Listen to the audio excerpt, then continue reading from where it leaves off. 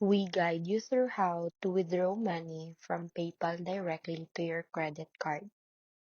First, once you're on the dashboard of your PayPal, click on the wallet and make sure your credit card is already linked and verified. Next, click Transfer Money and select Transfer to your bank or card if the option is available in your region. Choose your linked credit card from the list, enter the amount you want to withdraw, and review the transfer details carefully. Pay attention to any processing fees and the estimated arrival time before continuing. Once everything looks correct, click Transfer Now to submit your request.